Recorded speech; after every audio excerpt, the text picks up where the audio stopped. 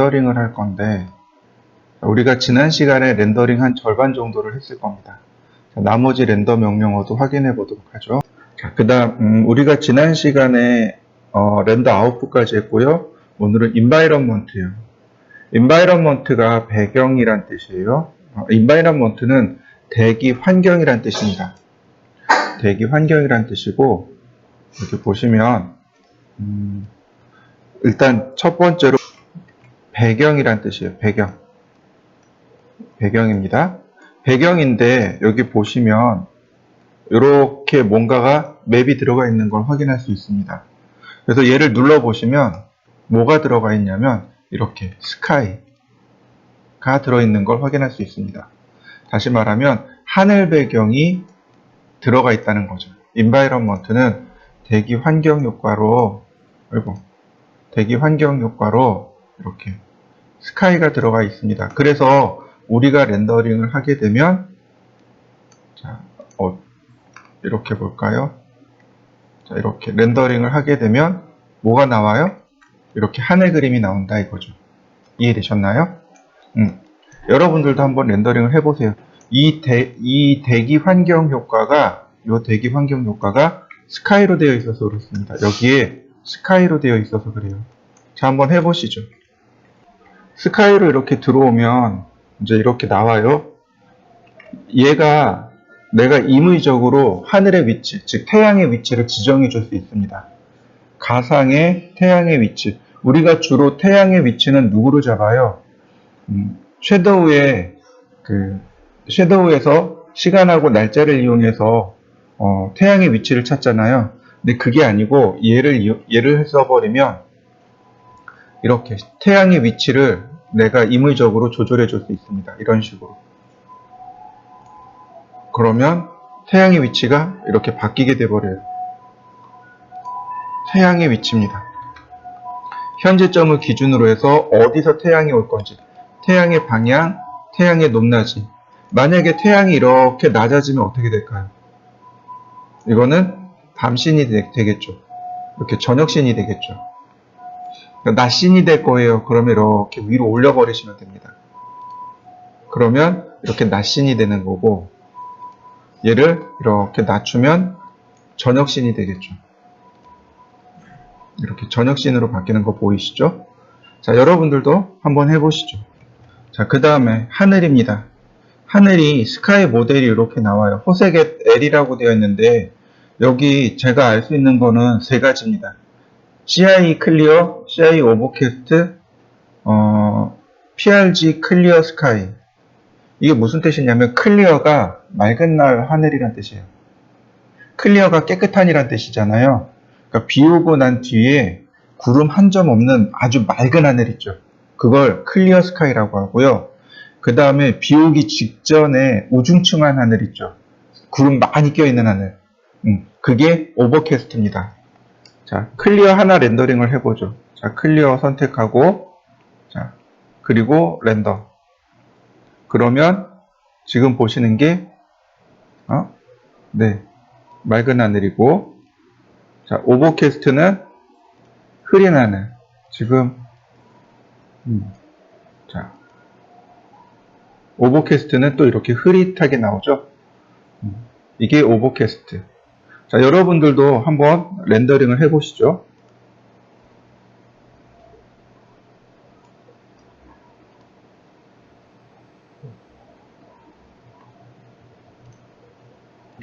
우리가 이걸 가지고 보통 하긴 하는데 그냥 보통은 호색의 L로 그냥 두고 사용하시면 되겠습니다. 트러비티하고 오존 나오니까 이건 넘어가셔도 좋고, 이 클라우드 같은 경우가 있네요. 클라우드를 체크하면 여기에 구름을 만들어 줍니다. 여기 잘 안 보이네요. 자, 다시 한번 볼까요? 여기다가 인피니티 플랜을 깔아 놓고 봅시다. 그리고 그림자 체크하고, 그러면 자, 이렇게 생겼네요. 태양이 이쪽에 있고, 자, 렌더.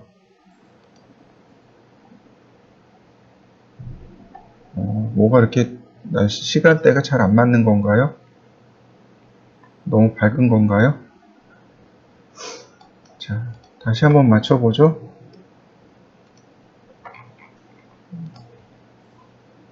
렌더링 멈추고, 자, 끄고, 미디움이고, 노이즈 켜고, 카메라는 이쪽으로 들어와서, 네, 기본값이고, 네, 인바이런먼트 켜졌고, 자, 여기 0.01 놓고, 자, 다시 렌더. 시간대는 7월 28일 오후 1시. 특별한 건 없을 텐데요. 자, 카메라를 이용해서 좀 조절을 해봅시다. 어퍼처는 맑은 날이니까 32로. 자, 그리고 다시 한번 렌더. 어둡게 제가 좀 바꿔봤어요. 이거 너무 어둡다. 16. 다시 렌더. 네, 이 정도면 무난할 것 같은데. 네. 꺾고, 네, 호색에 내리고, 자, 클리어로 놓고 한번 볼까요? 자, 렌더. 그러면, 여기가 수평선인데, 얘 왜 이렇게 어두침침하게 나오지?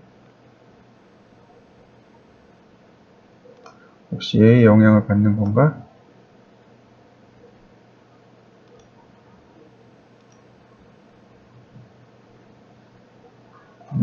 이거 여기, 얘의 영향을 받는 것 같은데, 지금 보시는 게 일반 하늘이고요. 자, 다시 밑으로 내려가서 클라우드를 켜봤습니다. 그러면 여기에 구름이 이렇게 쭉 생겨납니다. 입체적인 구름이 이와 같이 자동으로 만들어져요. 그래서 나는 구름이 있는 배경을 좀 쓰고 싶어. 그러면 여기 스카이에 들어오시면 배경에 보시면 여기 배경을 누르신 다음 그다음 밑으로 내리면 여기 클라우드가 존재합니다. 이 클라우드를 켜시면 이렇게 자연스러운 구름이 나와요. 덴시티는 구름의 농도입니다. 버라이어티 얼마나 다양하게 만들어질 건지 그 다음 구름의 높이, 구름의 두께 이렇게 나옵니다. 그러니까 이걸 가지고 한 번씩 조절해 보시면 좋을 것 같습니다. 자, 렌더링 한번 해보시죠. 이것도 함께 보시면 더 좋아요. 여기 호색에 내렸죠. 자, CI 클리어 그러면 이렇게 하늘이 이렇게 맑은 하늘이 나오고요. 그 다음에 오버캐스트를 주게 되면 이 위에가 이렇게 구름 낀 하늘처럼 이렇게 우중충한 하늘이 나오게 됩니다. 그래서 보통은 얘네들 잘 안 쓰고 호색에 낼 씁니다. 호색 애를 쓰면 그냥 이렇게 시간에 따라서 그냥 맑은 하늘이 이렇게 나오게 돼요. 자, 이번엔 GI 값입니다. 이 GI 값이 뭐냐면 글로벌 일루미네이션이라고 해서 이 오른쪽에 바로 여기 있는 값이에요. 이 값이랑 함께 보시면 좋습니다. 똑같이 글로벌 일루미네이션입니다. 사물이 있고요. 조명이 있습니다. 그러면 조명에서 빛이 이렇게 내려오겠죠. 그죠? 요걸 프라이머리 레이라고 합니다. 이렇게 프라이머리 레이라고 하고 빛이 사물에 닿았을 때 빛이 이렇게 산란을 하게 됩니다. 이렇게 퍼지게 되는 거죠. 이때 튕겨나간 빛들을 세컨더리 레이라고 합니다. 세컨더리 레이. 그래서 이 세컨더리 레이를 추적하는 것, 그게 GI 값입니다. 그러니까 GI 값을 계산해라 이런 뜻이 되는 거죠. 그리고 이 GI 값의 밝기라고 생각하시면 돼요. 그래서 우리 이거 렌더링 할 때 이렇게 보시면 좋아요. 자, 전부 지우고 자, 렉탱글 5000, 4000 자, 푸시 앤 풀 2400 자, 여기 지우고 자, 제가 이 안에 렌더링을 할 거예요. 이 안에 그냥 렌더링을 할 겁니다. 그러면 이렇게 컴컴하게 나오겠죠. 그럼 이거를 뭘로 조절해요? 카메라로 조절하라고 했었잖아요. 그죠? 근데 카메라로 조절하기 전에 GI 값을 제가 왕창 높여 보겠습니다. 50으로. 그러면 이 안에 들어간 세컨드리 레이를 계산하기 시작합니다. 많이 밝아진 거 보이시나요? 이번엔 너무 밝아진 것 같아요. 자, 다시 이번엔 절반 정도, 25.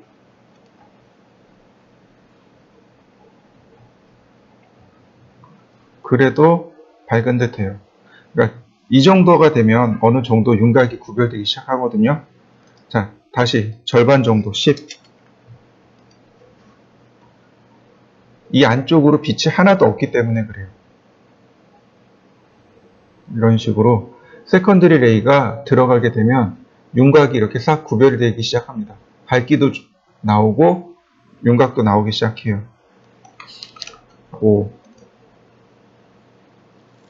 한 10 정도가 무난할 듯 합니다. 10이 무난하고 여기 조명 하나 넣어주면 딱 맞을 것 같아요. 5나 10이 무난하고 자, 그 다음에 여기다가 조명을 하나 놔보죠. 우리가 봤던 이 플랫 라이트를 제가 여기다 하나 놔봤습니다. 다시 렌더.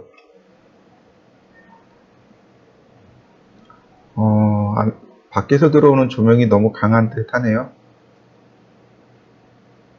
이런 부분들이 잘 안 보이네요. 여기 흐릿하게 경계가 나와 있는데 밖에 조명이 너무 강한 듯 합니다.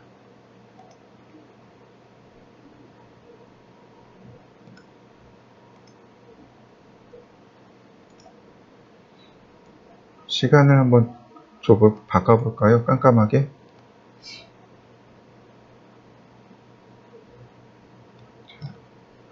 여러분들도 이 값을 조절해서 한번 렌더링 해보시죠. 그러면 밝아지는 걸 확인할 수 있고 기본 조명을 기준으로 해서 이렇게 윤곽선이 나오게 됩니다. 여기 이런 부분들 윤곽선 나오기 시작하는 거 보이시나요? 50. 많이 밝아지죠? 근데 세컨더리 레이가 밝아졌다고 해서 조명이 밝아지는 건 아니에요. 앰비언트가 밝아진다라고 보시면 좋습니다. 지금 보시면 윤곽이 이렇게 잡히는 거 보이시나요? 그러니까 GI 값에 이 숫자가 올라가면 올라갈수록 세컨더리 레이가 점점 밝아진다라고 보시면 좋습니다. 근데 이게 너무 밝으면 윤곽이 흐리멍텅해져요. 나머지는 그러니까 얘로 조절해 줘야 되는 거죠. 4. 그러면 카메라가 밝아지니까 충분히 밝아지겠죠. 너무 밝아졌죠, 그죠? 1로 다시 낮춰놓고 GI 값은 한 1이나 뭐 많게는 10 정도까지만 놓으시면 돼요. 그러니까 바깥이 밝고 안쪽이 어두울 때가 있어요. 보통 이렇게 역광이라고 하죠. 그럴 때 GI 값을 올려주시면 안쪽도 충분히 밝게 나올 수 있습니다. 근데 그렇지 않고는 GI 값을 많이 올리진 않아요.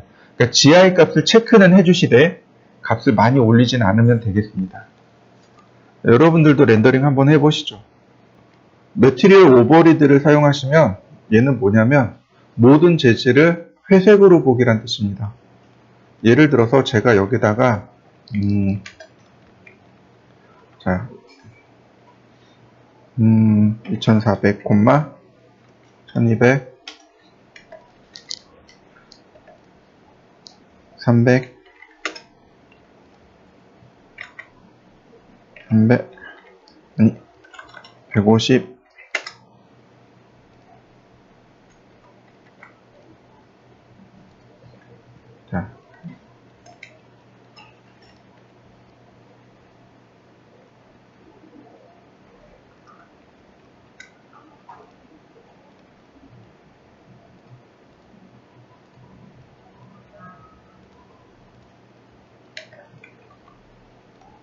자 이렇게 만들어 놨고요. 여기다가 제가 질감을 이렇게 입혀 봤습니다. 아무거나 좋아요. 제가 이렇게 질감을 막 넣어 놨습니다. 그러면 이렇게 생긴 질감이 있는 벽이 되겠죠. 당연히 렌더링 하면 어떻게 돼요? 이렇게 질감이 있는 벽이 만들어지겠죠. 이런 식으로. 아유 깜깜해라.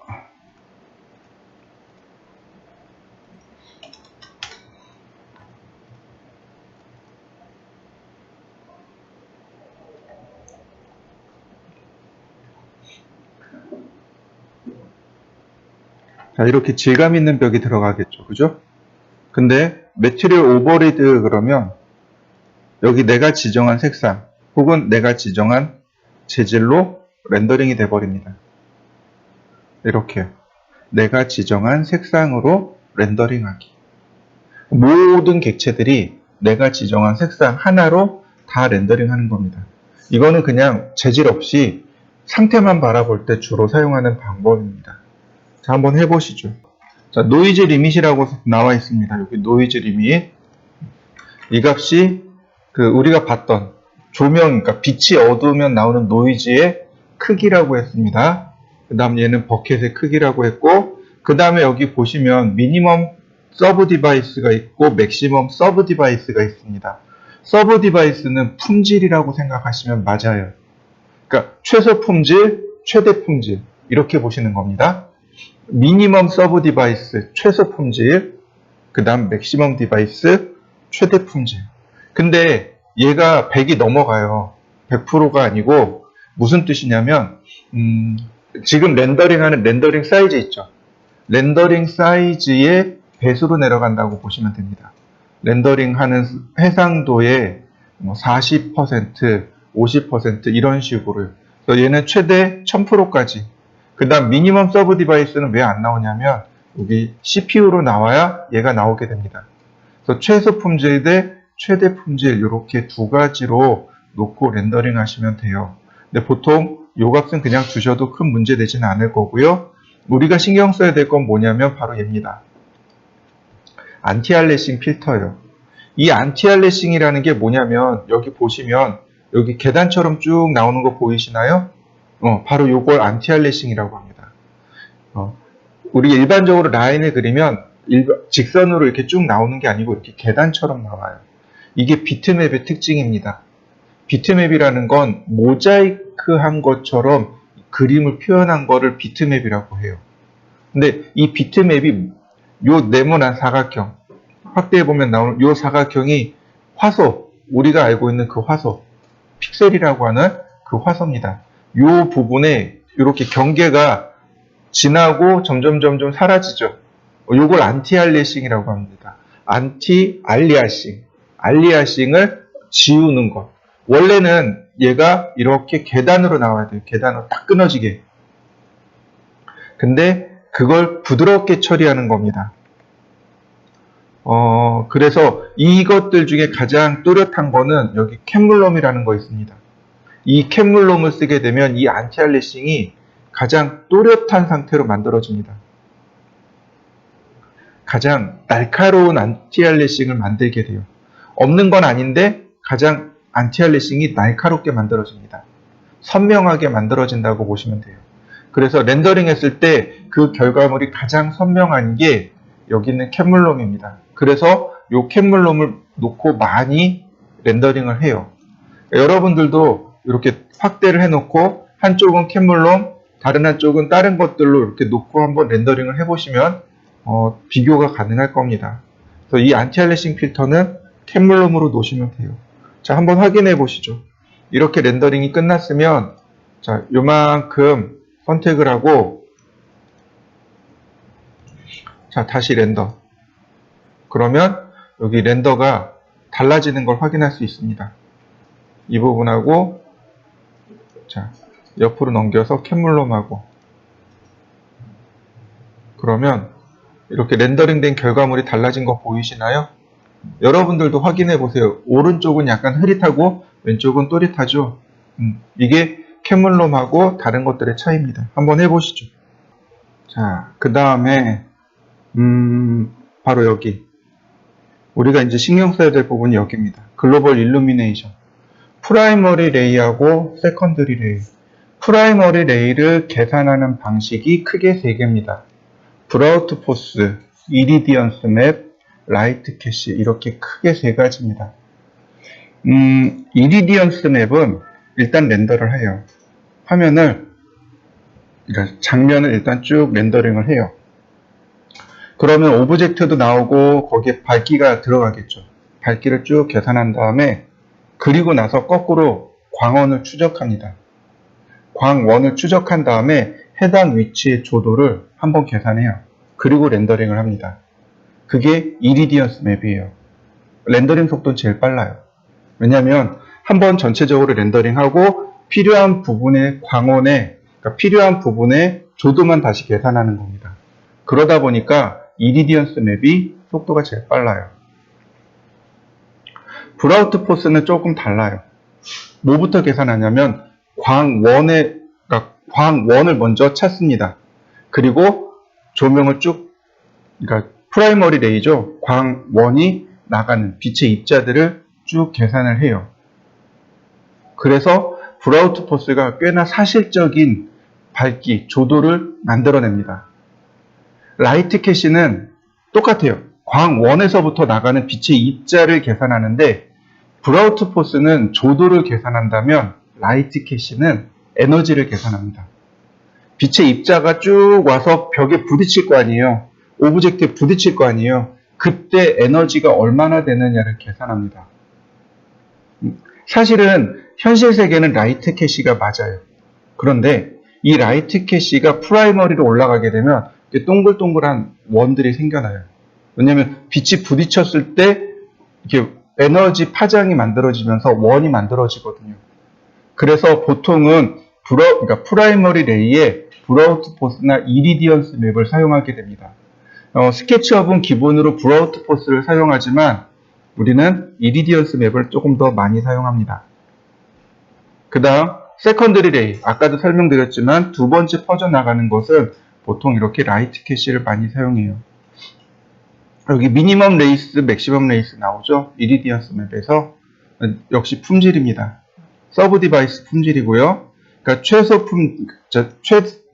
품질, 최대 품질. 렌더링 해상도에서 마이너스 1, 즉 50% 정도의 품질로 계산해 주세요 라는 뜻이 됩니다. 얘는 대략 25% 정도에 해당하는 품질로 조도를 계산해 주세요 이런 뜻이 됩니다. 이거 여기 조절하면 이 값이 바뀌게 돼요. 여기 이 부분을 같이 보세요. 제가 여기 보시면 미디엄이죠. 근데 얘가 하이로 올라가면 어떻게 되나요? 최대 품질 0이고 최소 품질 마이너스 3으로 바뀐 거 보이시나요? 자, 이런 식으로 이게 품질에 따라서 얘가 이렇게 조절이 됩니다. 0이면 1대1이란 뜻이에요. 최대 품질이란 뜻이에요. 그 이상 올라가지 않습니다. 요 값만 잘 기억해 두시면 돼요. 그래서 미디엄에 얘가 0.01로 고치고 그 다음에 여기를 0으로 바꿔버리면 품질이 최대 품질로 올라가 버립니다.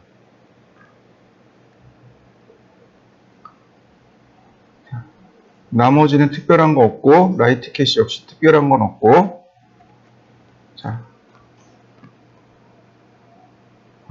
그 다음에 커스틱스 넘어가고 GI 앰비언트 어클루전.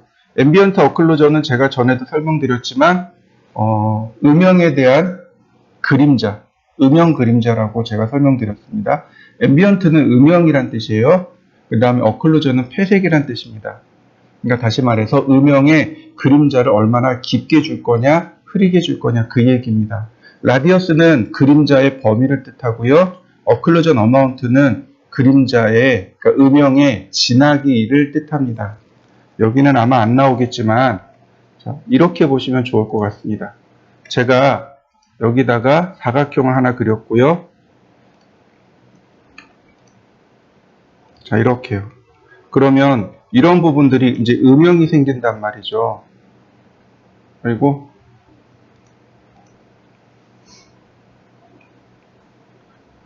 자, 이렇게 보시면 이런 부분에 음영이 생긴단 말이죠. 잘 안 보이는 거죠. 그래서 얘를 더 진하게 주는 거죠. 이렇게 진하게 줘버리면 자,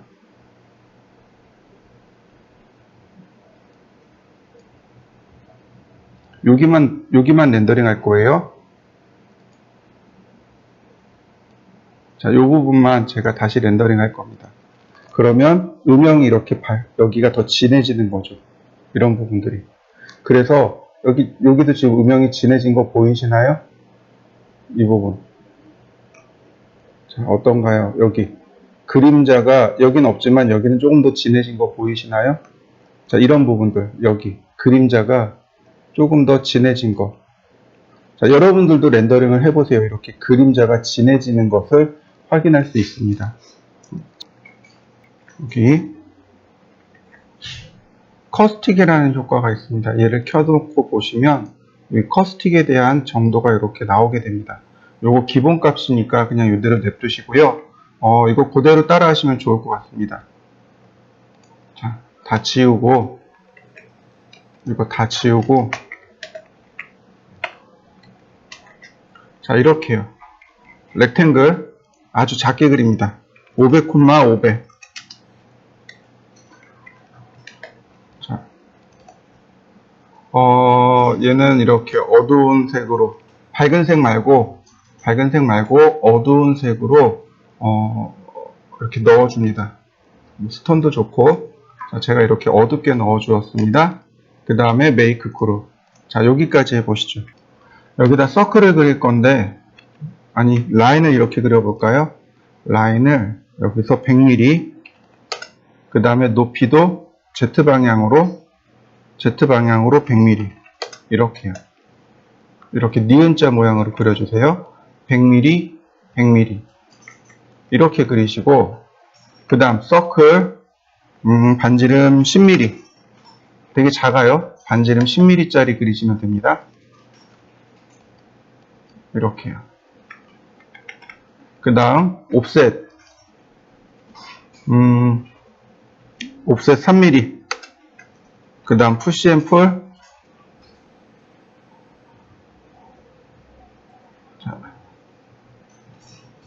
6mm. 이렇게 작게 그리시면 돼요. 이렇게 작게 그려주시면 됩니다. 자, 여기까지 이렇게 만들어 보시죠. 반지름 10mm인 원에 이렇게 작은 사이즈로 한번 그려보시죠. 얘한테 재질을 줄 건데 어떤 재질을 줄 거냐면, 자, 이 재질이요. 여기 있는 거. 메탈을 찾아봅시다. 메탈. 금속 재질이요. 뭐라? 메탈이 없네? 자, 메탈 추가해 봅시다. 오픈. 그 다음에 우리 공유 폴더 들어오시면, 혹은 제가 재질 복사해 드렸죠? 두 번째 소스에 들어가시면 메탈이 있을 겁니다.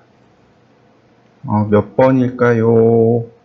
22번이 메탈이네요. 자, 폴더 선택. 메탈을 선택하시면 이 중에 이거 알파벳 순으로 정렬되니까 찾기 쉽습니다. 크롬 폴리시드라고 하는 질감이 있습니다. 크롬 폴리시드. 폴리시드가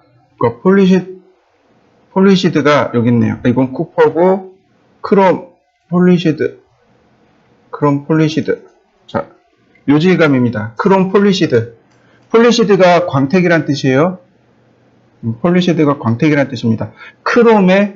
크롬이라는 재질에 광택을 넣었습니다. 라는 뜻입니다. 얘를 줄 거예요. 그러니까 불러오고, 자, 얘를 여기다가 주었습니다. 자, 이렇게요. 그럼 이렇게 까맣게 나옵니다. 이렇게 까맣게 나와요. 이렇게 크롬 폴리시드 자, 크롬 폴리시드를 찾아가지고 이렇게 크롬을 넣어 보시죠. 자, 시간은 밤으로 돌립니다.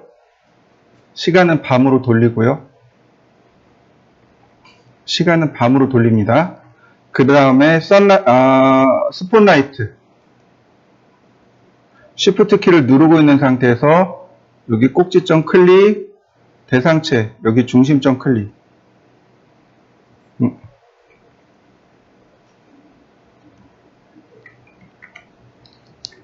자, 500, 500. 그 다음에 질감은 스톤, 트리플 클릭 메이크 그룹, 다시 라인, 자, 100, 그 다음 100. 자, 이 끝에 서클, 반지름 10, 자, 옵셋 3,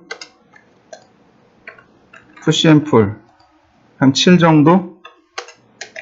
자, 트리플 클릭, 메이크 그룹, 그 다음 매트리얼. 자, 재질에서 크롬 폴리시드.